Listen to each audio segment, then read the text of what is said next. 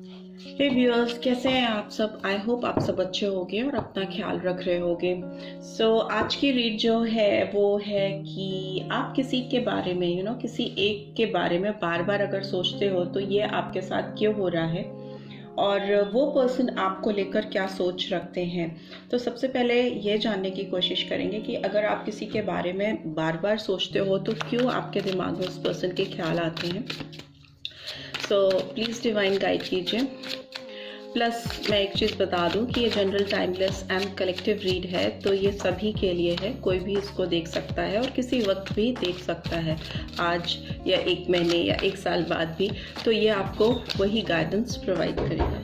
So let's see, आप क्यों इस पर्सन के बारे में बार बार सोचते हो, आपको क्यों इनका ख्याल बार बार आता है। सबसे पहले आपकी फीलिंग्स को जानने की कोशिश करेंगे। बहुत कप्स की एनर्जी आ रही है, तो मे बी आप बहुत हाईली सेंसिटिव हो इस पर्सन को लेके। बट देखते हैं टैरो के थ्रू क्यों आपको इस पर्सन का ख्याल आता है, बार बार आता है, ये जानते हैं। ठीक है, so okay, 4 of wands. Okay, Aries, Leo, Sagittarius. April month आपके लिए सिग्निफिकेंट हो सकता है। हाई प्रीस्टेस नंबर 2, फरवरी मंथ नंबर 2 आपके लिए इम्पोर्टेंस रख सकता है। और पाइसन साइन भी आपके लिए, मीन राशि के भी आप हो सकते हो या आपके पर्सन हो सकते हैं। एंड वी हैव लवर्स, मिथुन राशि, जेमिनी साइन भी हो सकता है आपका या आपके पर्सन का। नंबर 6 आया है, तो जून मंथ भी इम्पोर्टेंस हो सकता है। And we have 3 of pentacles, तो मार्च month. And finally we have ace of swords. एक नंबर और जनवरी मंथ भी इम्पोर्टेंस हो सकता है आपके लिए, आपके पर्सन के लिए। And bottom of the deck is 9 of pentacles. ठीक है, माइनर एरकाना की बात करें तो एरीज, लियो, सैजिटेरियस है, टॉरस, वर्गो, कैप्रिकॉर्न है, एंड जेमिनी, लिब्रा, एक्वेरियस है। सारे ही साइन आ जाते हैं, बट मेजर एरकाना में यहाँ पे मीन राशि और मिथुन राशि निकल के आई है। तो आपकी सोच की बात करें, क्यों आपको इनका ख्याल बार बार आता है, क्योंकि मुझे लगता है ये सोच आपके दिमाग में इसलिए चलती रहती है क्योंकि कहीं ना कहीं आप इस पर्सन से शादी करना चाहते हो, या आपके दिमाग में इस पर्सन को लेकर ये है, धारणा है कि ये आपको डीप कमिटमेंट दें, आपसे कमिट हो जाएं और आपको एक रिकॉग्निशन दें। आपके साथ ये आप इनके साथ में थोड़ा एक ऐसा सेलिब्रेटिंग मोमेंट इमेजिन करते हो जिसमें आप दोनों एक हो रहे हो, या आप दोनों एक तरह से यूनाइटेड हो गए हो, जुड़ गए हो इंसेपरेबल कनेक्शन में। ठीक है, and it's a card of blessings, change, 1111 का कार्ड है। तो आपको लगता है कि कैसे भी इनके साथ कुछ ऐसा चमत्कार हो जाए, कुछ ऐसा बदलाव आए कि आप फिर से एक कनेक्ट हो जाओ, एक तरह से एक दूसरे के साथ जुड़ जाओ और एक वाओ टाइम स्पेंड कर सको इस पर्सन के साथ आप। ठीक है, बट आप ना इस पर्सन के लिए अपनी सोच को लेकर काफ़ी कंफ्यूज रहते हो, बिकॉज हाई प्रीस्टेस का कार्ड आया है। ऑल्दो ये बहुत हाईली इंट्यूटिव पर्सन को रिवील करती है, बट यहाँ पे मून की energy you can see.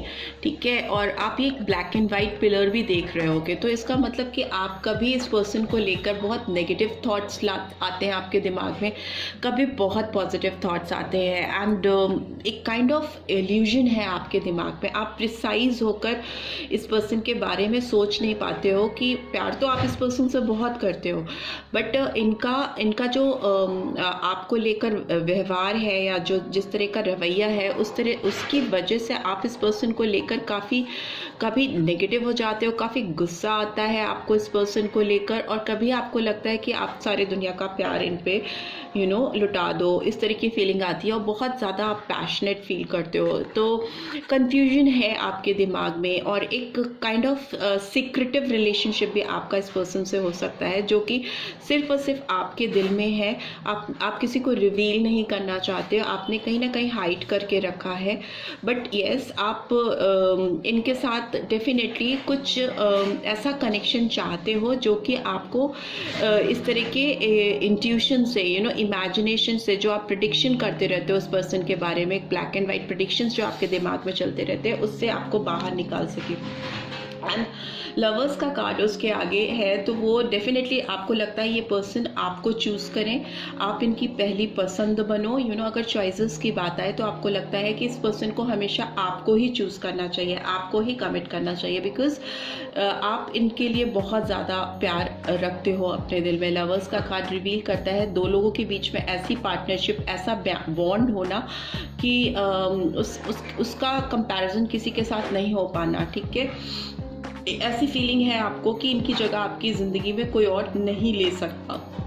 And we have 3 of pentacles and ace of swords. तो डेफिनेटली आपको लगता है कि इस रिश्ते पर कुछ काम करना चाहिए, इस पर्सन को कुछ इनिशिएटिव लेने चाहिए, आपकी तरफ बढ़ के आपको कुछ ऑफर करना चाहिए और एक नई शुरुआत, एक क्लैरिटी के साथ आपको एक क्लैरिटी तो डेफिनेटली प्रोवाइड करनी चाहिए जो आपको इस इल्यूजन से, इस सिक्रेटिव वे ऑफ लविंग से बाहर निकाल के एक रिकॉग्निशन दे, एक पहचान दे इस रिश्ते को। वैसी एक्सपेक्टेशंस आपकी हैं इस पर्सन को लेकर। आपको ये भी लगता है कि शायद ये पर्सन दूसरों से बहुत इन्फ्लुएंस होते हैं, किसी थर्ड पार्टी का इंटरफेरेंस है जो कि इनको आपकी तरफ एक नई शुरुआत करने से रोकती है या रोकता है। तो इस तरह की फीलिंग्स हैं आपके दिमाग में। इस पर्सन को लेकर बहुत सारी बातें चलती रहती हैं और आपको इस पर्सन से क्लैरिटी चाहिए, एक क्लियर विजन चाहिए, बिकॉज 9 ऑफ पेंटिकल्स दिखाता है कि आप इस पर्सन के साथ बहुत खुश फील करते हो, एक अपने आप में एक ब्लॉसमिंग कंडीशन आपको इनके साथ महसूस होती है। और आपको चाहिए कि इस तरह की फीलिंग्स सेल्फ लविंग फीलिंग, आपको ना इस पर्सन जब आपकी ज़िंदगी में होते हैं तो आप अपने आप से प्यार करने लगते हो।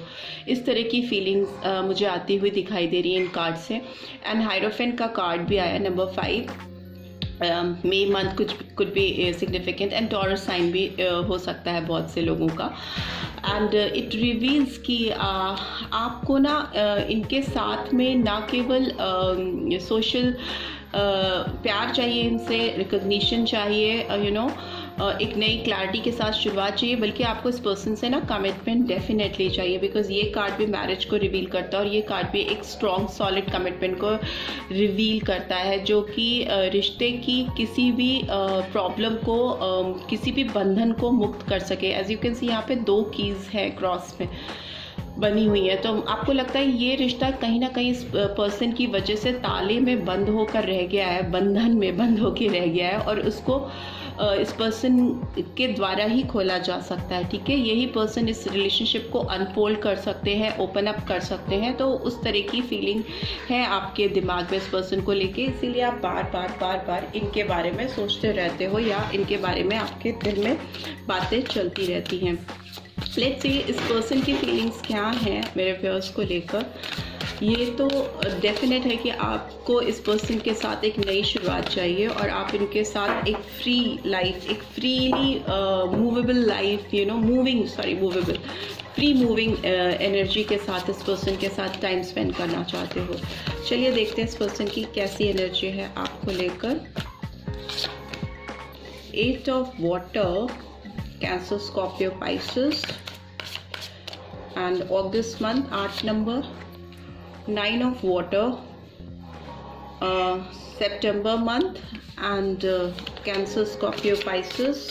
बहुत वाटर की एनर्जी दिखाती है कि बहुत इमोशनल है ये पर्सन आपको लेके, आपकी फीलिंग्स को लेके। 10 of fire and 8, 9, 10 सीक्वेंस में आए हैं। तो अगस्त, सितंबर, अक्टूबर and we have 10 of water again. 8, 9, 10 water के कार्ड्स आ गए हैं। So again Cancer, Scorpio, Pisces, अक्टूबर month and finally we have 7 of water. Okay, so जुलाई मंथ एंड 7 नंबर भी आप दोनों के लिए इम्पोर्टेंस रख सकता है, ठीक है। And bottom of the deck we have moon का कार्ड आया। इधर भी मून की एनर्जी थी, इधर भी मून की एनर्जी आ गई है। पाइसन साइन, मून मीन राशि बहुत इंपॉर्टेंट हो सकती है बहुतों के लिए, और सितंबर मंथ भी। ठीक है। तो इस पर्सन की बात करें तो इस पर्सन की एनर्जी में डेफिनेटली मुझे लगता है कि इन्होंने आपको पास्ट में जो चीज़ें आपने इस पर्सन से एक्सपेक्ट की थी वो बिल्कुल भी इन्होंने आपको दी नहीं या नहीं दे पाए। इनको कुछ ना कुछ चीज़ें ऐसी करनी पड़ी हैं जिसकी वजह से ये रिलेशनशिप बिल्कुल फैल के रह गई और आपको दुख में, तकलीफ में या तो इन्होंने छोड़ा है या इस रिलेशनशिप का फुलफिलमेंट होने ही नहीं दे पाए। कुछ तो ऐसी हालात थे या ऐसी सिचुएशन थी कि इस पर्सन ने आपसे मुंह में फेरा है, आपको पीठ दिखाई है और आपकी डेस्परेशन या आप इस पर्सन के बारे में इतना ज़्यादा सोचते हो वो भी इस वजह से है क्योंकि इन्होंने आपको ऑल ऑफ अ सडन पीठ दिखाई है विदाउट एनी प्रॉपर क्लोजर। तो जब किसी भी रिलेशनशिप को आप बीच में कोई ऐसे छोड़ के जाता है या पीठ दिखा के जाता है और उसमें कोई एंडिंग्स, प्रॉपर एंडिंग्स नहीं होती हैं तो कई सारी चीज़ें आंसर नहीं हो पाती हैं। आपके जो क्वेश्चन हैं, जो आपके दिमाग में क्वेरीज हैं इनको लेकर, इस रिलेशनशिप को लेकर, वो आपके दिमाग में ही रह गई हैं। तो इसलिए आपको इस पर्सन से किसी तरह की उम्मीद से ज़्यादा इस पर्सन से आपको क्लैरिटी चाहिए, एक ट्रांसपेरेंट आंसर्स चाहिए इस पर्सन से। तो उस तरह की फीलिंग्स हैं इस रीड में। एंड 9 ऑफ कप कहीं ना कहीं विशेस, ड्रीम्स या हैप्पीनेस को फुलफिल करने का कार्ड होता है। तो मुझे लगता है ये पर्सन डेफिनेटली आपकी तरफ बढ़ना चाहती हैं या बढ़ना चाहते हैं। आपके साथ इनको लगता है कि इनके कुछ सपने हैं जो शायद आप दोनों ने साथ में सजोए थे स्टार्टिंग में जब आपके लाइफ में ये पर्सन आए थे। तो कुछ चीज़ें हैं जो शायद आप दोनों ने साथ साथ कुछ ड्रीम्स देखे थे या कुछ ऐसी चीज़ें सोची थी। उनको लग रहा है कि ये टाइम है कि आपको वो चीज़ें इन्हें देनी चाहिए, बट ये ओवरवर्कड है। इनके दिमाग में, इनके शरीर में एक वर्कड भी है, ओवरलोडेड भी है, ओवरबर्डन भी है, ठीक है। इनकी लाइफ में एक इम्बैलेंस है जिससे इनकी लाइफ बहुत स्ट्रेसफुल है इस समय। ओवरवर्क मतलब इतने काम में बिजी होना, इतना ओवरवर्क करना कि स्ट्रेस आउट हो जाना, चीज़ों का समझ में ही नहीं आ पाना, अपना मे बी दिन के अंत तक आते आते इस पर्सन की यह हालत हो जाती है कि अपने शरीर का, खुद के शरीर का बोझ उठाने में भी इनको तकलीफ होती है। बहुत स्ट्रेस्ड है ये पर्सन। बट फ्यूचर में मुझे लगता है ये पर्सन बहुत रंगीन सपने देख रहे हैं आपको लेकर, अपने रिलेशनशिप को लेकर, where this person is spending a happy life with you. और उनको लग रहा है कि इनकी लाइफ में आप डेफिनेटली वापस आओगे, ब्लेसिंग्स बन के आओगे और इनकी लाइफ में ये जो एक ड्रीम है इनका, इमेजिनरी वर्ल्ड जो है आपको लेकर, वो डेफिनेटली फुलफिल होगा। बट अगेन ये पर्सन बहुत सारे ऑप्शंस में घिरे हुए हैं। इनकी ज़िंदगी में बहुत सारी चीज़ें ऐसी हैं जो इनको कंफ्यूज करती हैं। बहुत सारी चॉइसेस हैं इस पर्सन के लाइफ में, या कह ले बहुत सारी रिस्पॉन्सिबिलिटीज़ हैं इस पर्सन के लाइफ में, जिनके बीच में ये क्लैरिटी, ट्रांसपेरेंसी लेके नहीं आ पा रहे। बिकॉज ओवरऑल एनर्जी की भी बात की जाए तो ये पर्सन बहुत कंफ्यूज स्टेट ऑफ माइंड पे है। बहुत सारी चीज़ों को बार बार सोचते हैं और फिर उसके बाद सोचते हैं कि ये करेंगे या वो करेंगी, इस तरह का कुछ एक फाइनल डिसीजन लेते हैं। बट जब करने की बात होती है तो अगेन दे गेट कंफ्यूज। उनको फिर लगता है कि नहीं ये तो गड़बड़ हो जाएगा, ऐसा नहीं, अभी वैसा करते हैं। तो उस तरह की फीलिंग्स हैं। मून एक हमेशा आपको क्लियर पिक्चर नहीं आने देता है, रिवील नहीं होने देता है किसी को भी लेकर, किसी भी रिलेशनशिप को लेकर। सो मुझे नहीं लगता है कि ये पर्सन बहुत क्लियरिटी आपको दे पाएंगे। जिस तरीका क्लियर पर्सपेक्टिव आप लेके चल रहे हो इस पर्सन से, आने वाले टाइम में मुझे नहीं लगता है कि ये पर्सन सामने से आपको कुछ वैसी चीज़ें दे पाएंगे। बिकॉज रेनवल का कार्ड उसके बाद है जो कि दिखाता है कि इस पर्सन को बहुत ज़्यादा सेल्फ इवैल्यूएशन करने की ज़रूरत है। बहुत ज़्यादा चीज़ों को रिफ्लेक्ट होने देना है इस पर्सन को, क्योंकि इस पर्सन का रीबर्थ होता हुआ मुझे दिखाई दे रहा है, एक नया जन्म। और रेनवल का कार्ड एक कहीं ना कहीं एक कर्मा को भी दिखाता है, जजमेंट को दिखाता है, जो कि तभी किसी की लाइफ में रिन्यूअल लेके आता है जब वो पर्सन पूरा अपना सेल्फ इवैल्यूएशन कर पाता है, अपने आप को पूरी तरह से ट्रांसफॉर्म कर पाता है एंड विलिंगनेस टू ट्रांसफॉर्म। इस पर्सन की इच्छा भी होनी चाहिए अपने आप को बदलने की, अपने आप को एक नया जन्म देने की, because it's a card of balance also, renewal also. और वो बैलेंस और वो रिन्यूअल होता ही तभी है जब आप अपने मेंटल स्टेट पे चीज़ों को पूरी तरह से ट्रांसफॉर्म बदलने की क्षमता रखते हो और विलिंगनेस रखते हो। क्षमता होना और चाह होना, ठीक है, दोनों चीज़ों का होना बहुत ज़रूरी है इस पर्सन की लाइफ में एक नई जर्नी की शुरुआत होने के लिए, चीज़ों को अकम्प्लिश करने के लिए, मतलब किसी चीज़ को हासिल करने के लिए और अपनी लाइफ में ये सेलिब्रेटिंग मूवमेंट लाने के लिए। इनको एक साइकिल डेफिनेटली फिनिश करके एक फ्रेश साइकिल शुरू करना है, because it's a card of world, मतलब एक ओल्ड साइकिल को ख़त्म करके एक फ्रेश बिगनिंग करना।